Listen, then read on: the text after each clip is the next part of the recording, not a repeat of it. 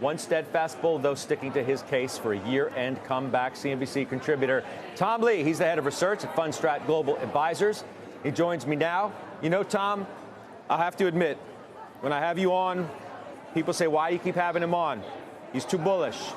He says the same thing about being bullish every time. And I say, I got to have you on because everybody else is negative. So we got to press the case and find out how you can remain so bullish for the remainder of the year in the face of what is overwhelming negativity from most. How do you stay positive, thinking that stocks can still do well when most others think they cannot? Scott, I think that a lot of this has to do with, I don't think the right word is myopia, but I think investors have what I call recency bias. You know, that we've got really bad inflationary data now, and we've got negative price momentum. And in that combination, investors basically are negative, but they can't necessarily see how things can inflect. And I think one of the most important inflections that has already taken place, but the second leg comes early next year, is that inflation has peaked. I don't think the August CPI report has changed that.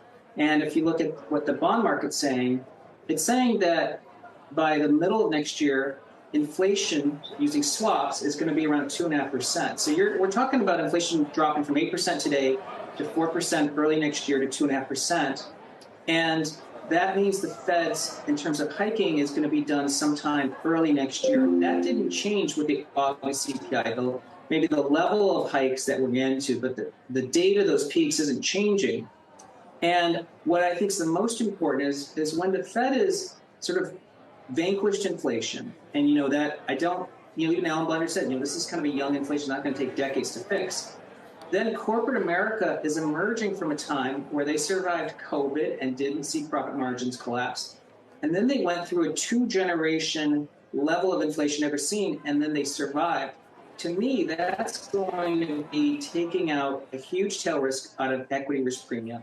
When we see markets convinced inflation is broken, PE is going to go up dramatically. And I think that's the mood change that's going to take place. We actually think it could happen as early as the October CPI, which is in a few weeks. So yes, we are sticking to our constructive view, but again, I think we're trying to look past this recency bias.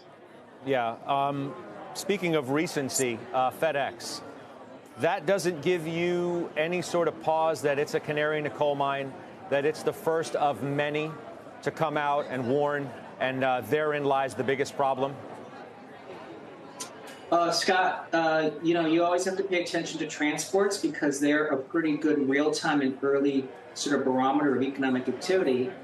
But I just think we've got to mitigate that in 3 ways. Number one, FedEx pre-announced it's down 20%.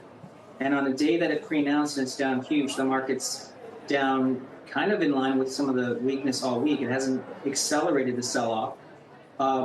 Secondly, we don't really want FedEx to announce upside surprise to earnings because I think then you'd see markets raise up their hands again and actually raise Fed expectations. In fact, we saw the 10-year kind of cool today. So from a timing of what happens next year, it's actually a good thing. And I think the third thing just to keep in mind is, FedEx, and there's a lot of commentary about that today, it shouldn't be a surprise to the extent that they did build up a lot of capacity into this year. And we've got a slowdown in the rest of the world. And, if investors think that you got to take down earnings for the market because of FedEx, that might be true, to some smaller beta. But they're forgetting that the PE is going to change dramatically when inflation risk is taken out of equity risk premium.